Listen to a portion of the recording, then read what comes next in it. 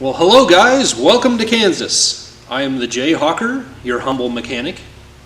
Anyway, I've been wanting to get back to this video, the format, one-on-one, talking message, God stuff, life, for a long time now. And the other day someone actually requested I do another humble mechanic, and I've been thinking for a long time I kind of want to revamp it and make it more of a show and tell, do a message, and show you what's going on behind the scenes. We're still not that large of an audience, a channel, which is it is what it is. But no matter what kind of video I post, there's a core 100, 200, 300 people that watch immediately no matter what. And I just thank you from the bottom of my heart. I remember 2 years ago, however long it's been, that it took a long time to get that many people on board to find me. And although it hasn't grown as fast as I thought it would, I have been so incredibly blessed by you few people who apparently really like what I do. And I could name names. I'm not going to name names for privacy's sake, but wow, some of you guys are just awesome. And you're all awesome. What am I saying? But anyway, so the first thing I want to get into is comments. I've actually recorded this a couple weeks ago, but I'm going to put it here.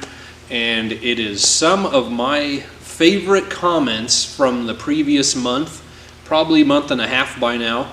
But let's go to that real quick and then we'll come back. Man, I hate it when your insoles ride up on you. So we're going to jump right in here on these comments.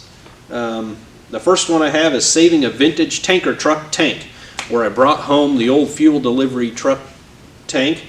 A guy commented as soon as I saw it, the Texan in me said, man, that would make a great smoker.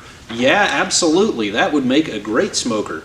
Now I don't know if you mean a smoke house, like where you preserve meat, or just a fold open big old smoker for cooking for a specific meal type of thing, or a party or whatever. But yeah, I don't know what you would do with the there'd be a little bit of a pungent sour diesel aftertaste. You might want to clean that out. Diesel doesn't tend to evaporate like gas does. I'm sure there's a bad effect to it over time, but it tends to stay. Another one said, the same video, oh, I said camper as soon as I saw it. Maybe add a drop floor for a walkway. Definitely won't pass another one on the road. Yeah, in the video I commented, I had just thought that would make such a neat camper. Make an old fuel truck looking thing. And so I guess I wasn't too completely crazy, at least compared to one other person out there. I actually thought it would be really sweet if I could find an old wrecked early to teens, 2000 teens, Ram 4500, 5500, like what I use for work, those service trucks. Take the body off, just have the engine, drivetrain, chassis, put an old cab on it, this tanker truck, then you could go 100 miles an hour down the highway and really enjoy it. But that'll never happen. If I get something going with it, 55 miles an hour will be fine, and it's not like I'm going to drive it across the country. So the next one, part 14 Chevrolet cooling system. This will be on the 48 Chevy. Guy says, like my 48 Cadillac, that heater accessory is not for roasting your front passengers' buns, but to provide floor heating for your rear passengers.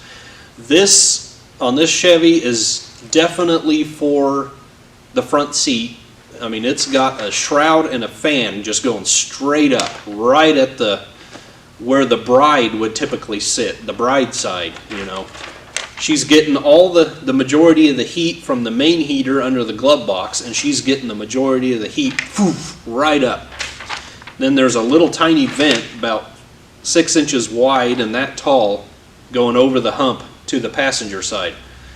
And you know, I'm sure that heater being that much closer to the rear seat would definitely have helped the rear passengers, but no, they're basically freezing in the back.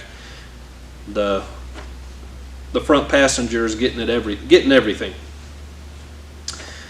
Part 18, 48 windshield.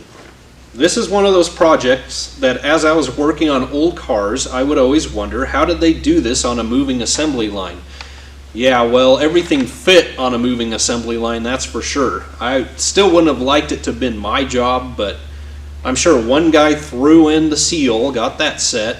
Maybe you had 2 guys, one on each side, come in with the glass, threw them in, maybe even put their garnish molding on.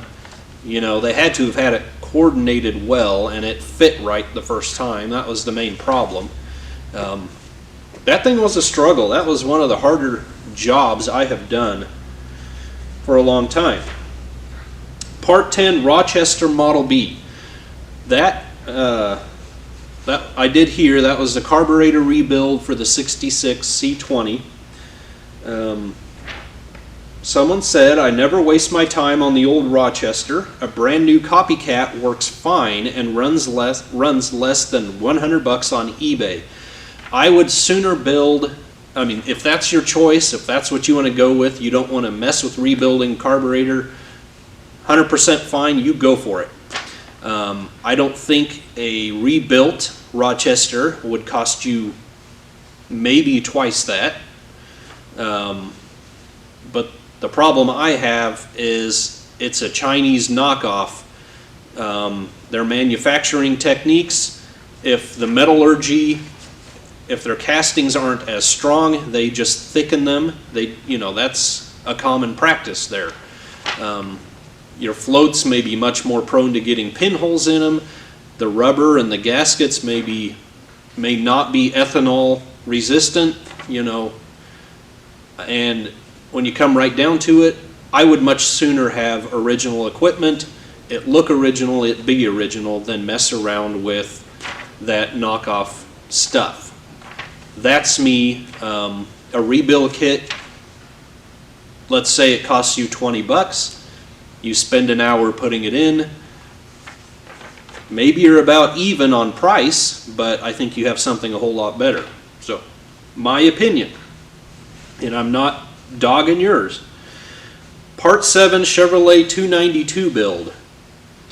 I can't find this comment again. Somehow, some way they disappear every now and then on me. I tried to find it getting ready for this and I couldn't. But first of all, the commenter I am going to mention by name because it was funny. Their name was BLM and then in parentheses Bureau of Land Management. Now I don't know from what state. Kansas doesn't have a BLM, thank goodness. But anyway, on that particular video, they said something like, "You didn't use sealant on the head bolts, major fail." Just tearing me down. The BLM is just tearing me down. I don't know why you're at the old bureau watching YouTube when you should be out giving farmers and ranchers a hard time. I went back and watched. I actually didn't show or mention it, but I did put Permatex, the stuff I love so much, the Forma gasket. I put that on the threads before I put them in. So there was a lot of things I wanted to respond to this person, but I just said, I put Permatex on them, major win. And I left it at that, and I can't find the comment ever since then. So, I don't know. So much for that. I mean, some of you guys, again, are so encouraging. No matter what I do, I'm just blown away and blessed, and I really, really appreciate it. I love knowing there are such good people out there. And if you see, if you see me make a mistake, a glaring mistake, let me know. That's the problem is Everybody's human.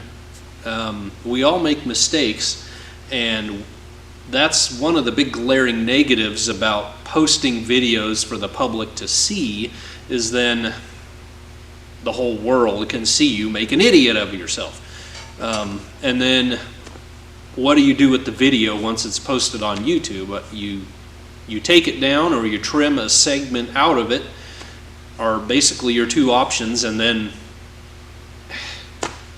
I don't know. Anyway, we all learn. It keeps me humble. I saw these heads sitting here, and I wanted to point that out. A guy in Australia, someone that watched at least one video, it sounds like he watches more than that, has an old 283 in, I want to say he has a Pontiac, if I remember the email correctly, but he wanted the original stagger valve cover bolt heads, the old Power Pack heads here, and we settled on a price for the heads, and then I got to looking up shipping. Can you guess what shipping costs for one head? He needed two for one head UPS to Australia. I don't hear you. What are you saying? Over $1,000 per head. 50 pounds, not even 50 pounds. Over $1,000 per. That seems just a little excessive. I realize, like I told him, I realize we are two guys about as far away on the face of this earth as you can get, you know. But goodness, $1,000 per 50 pounds. Amazing. Needless to say, he did not take them. He wanted me to look into the mail, U.S. mail, but even at half the cost, are you going to spend $1,000 shipping for two heads? I don't know. Okay, anyway, I'm going to get to the 327 in a minute, but I want to show you the truck cab, the 86 GMC truck cab here. Basically, most of the sanding is done. I've got a little more to do by hand down there in the reliefs. None of that will ever even be seen. It's got old body or undercoating down there. Need to get a propane torch and a scraper and get that off. But, you know, from here down won't ever even be visual. Got a couple little, just as I'm going over it, found another dent there, and there's got to be a low spot there for there to be body color yet. That corner is good. I need to weld up some holes from running boards down here. Seam seal it. I'll probably do that after I've primed it. I found this was covered up. One rust hole. So evidently my seal was leaking pretty good at some point or another. So I got to make a patch. The pinch weld is nice and solid, so I'm hoping I can just cut in, make an L-shaped piece. The worst part of the welding is going to be right in there where it's nice and crunchy.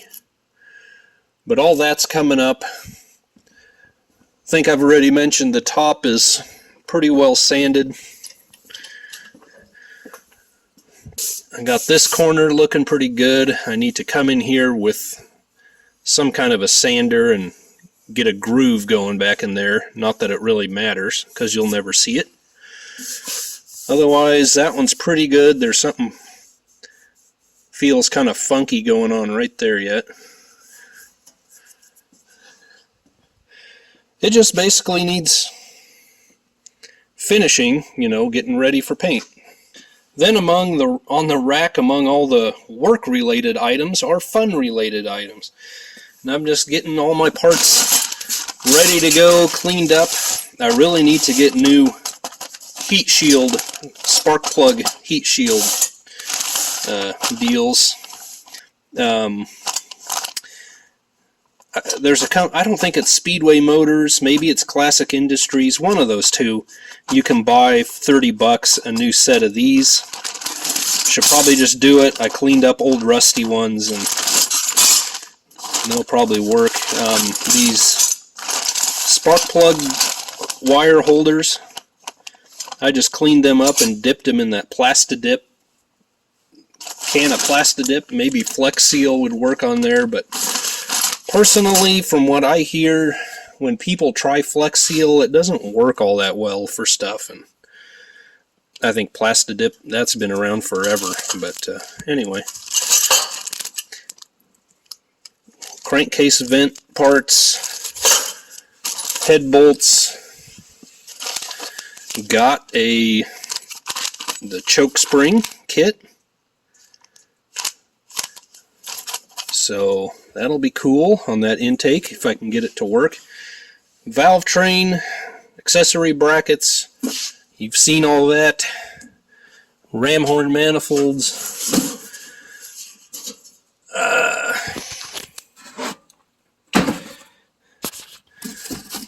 What else we got here? Intakes down in there. The cap.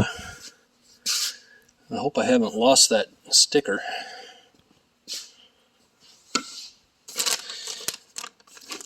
I had a decal for this that I hadn't put on yet, apparently. Oh, and this.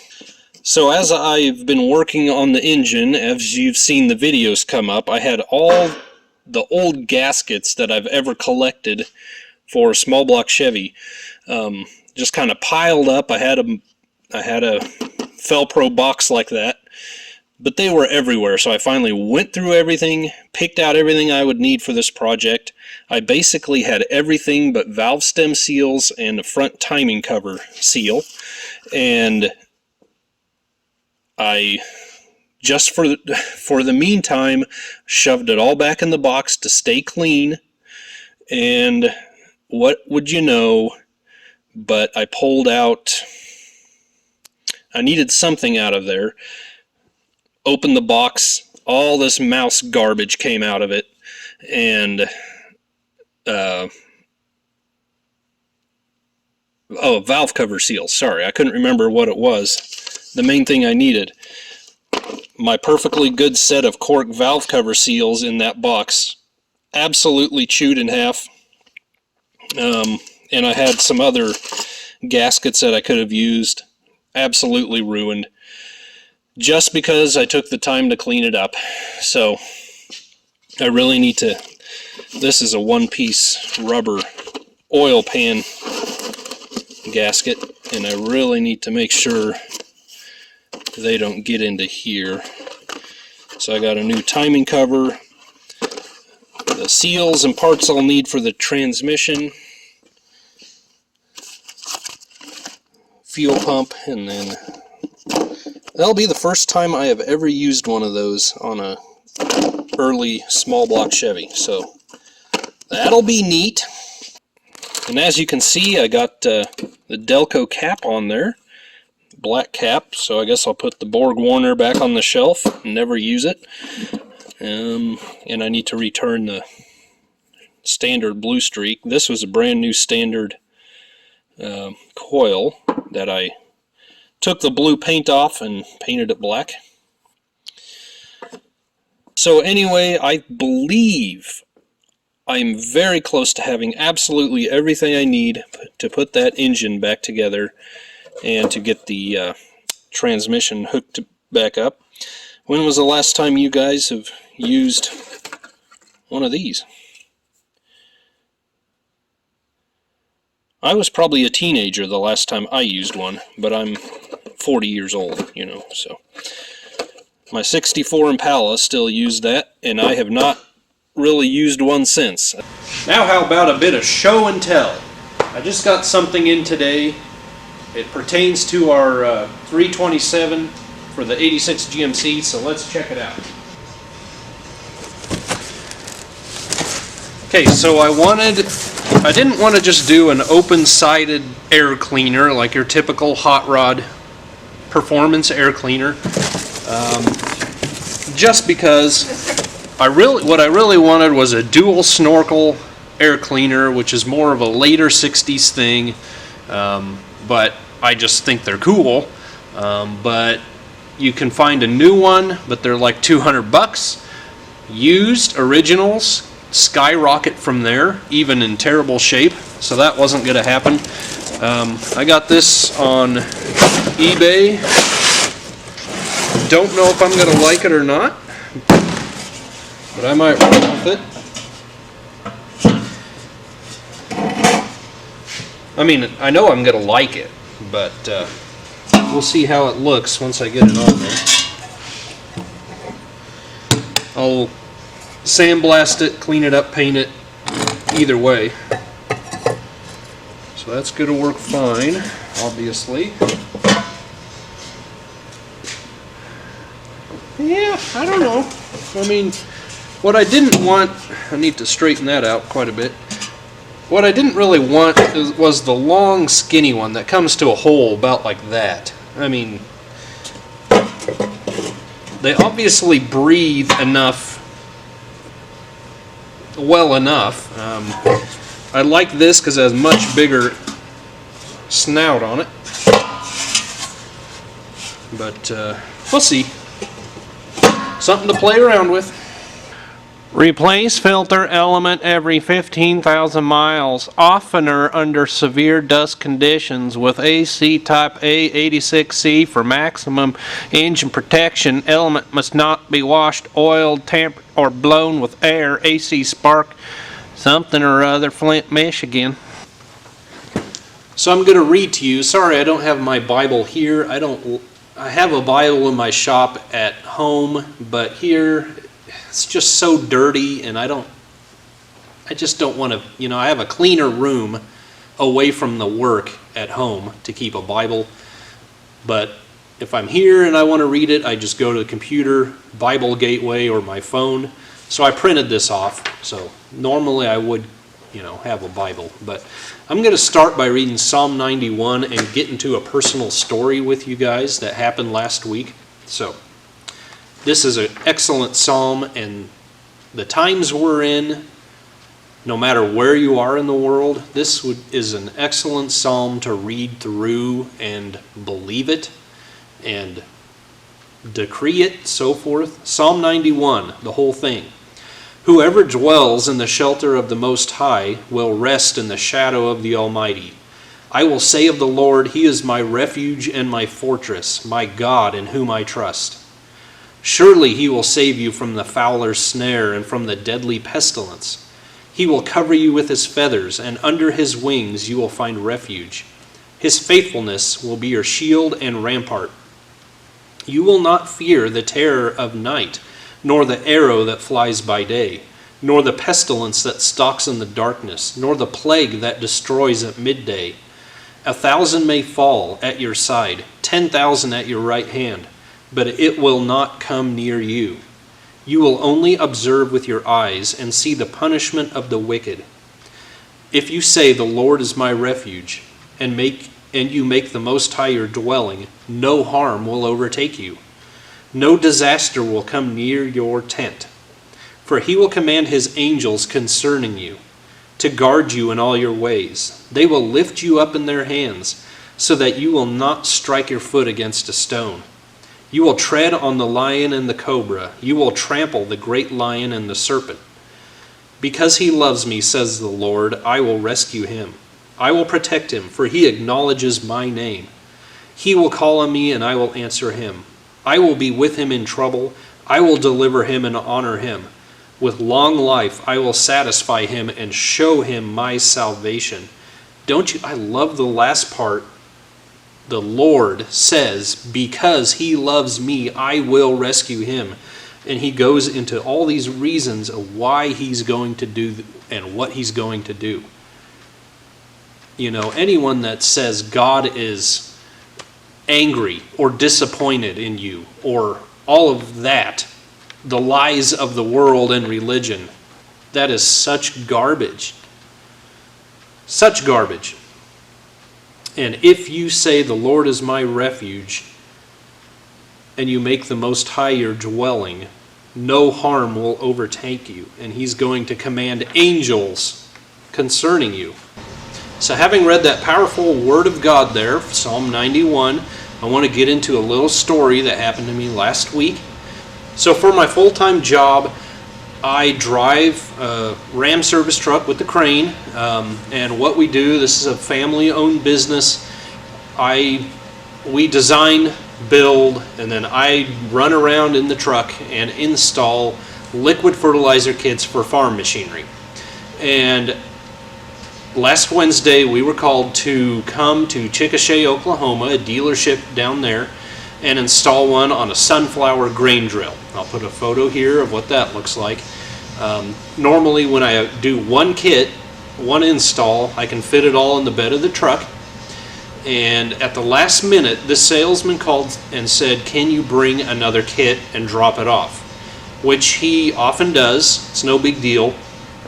I prepared as much as I can, and I leave it there, and then his mechanics install it when they get another piece of equipment in to put it on. So that's no big deal. It only meant I had to fill the bed of my truck with all the small parts and then pull a trailer to put the two 500-gallon tanks on.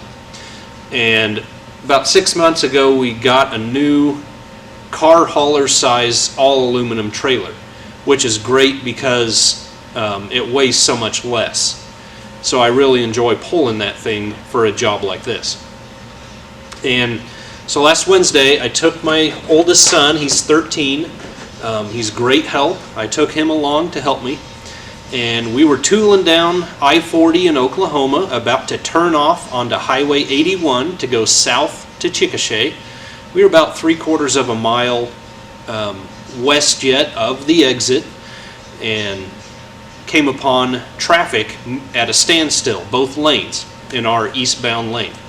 And that interstate is nuts. If you've never been on I-40, and I'm sure it is in many of your parts of the country as well, but you know, in Kansas, interstates aren't terribly busy. But anyway, we were, as I say, we were in bumper-to-bumper traffic. I was last in line.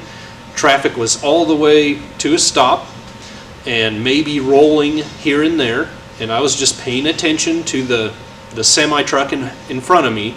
As he moved, I was moving, you know. And it's always that situation that makes you a little nervous, because people back here are moving at 75 miles an hour and you're stopped still, and you're just hoping they're going to be paying attention, right? Well, the next thing we knew, we were being hit from behind incredibly hard.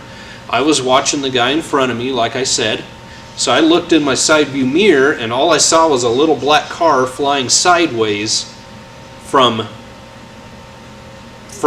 us, our trailer, to the left-hand lane, and ended up pointing the wrong direction in the left-hand lane. I asked my son if he was okay. Yeah, he was fine.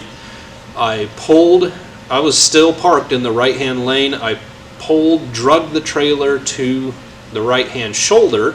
Sounded terrible. Something was just dragging on the ground.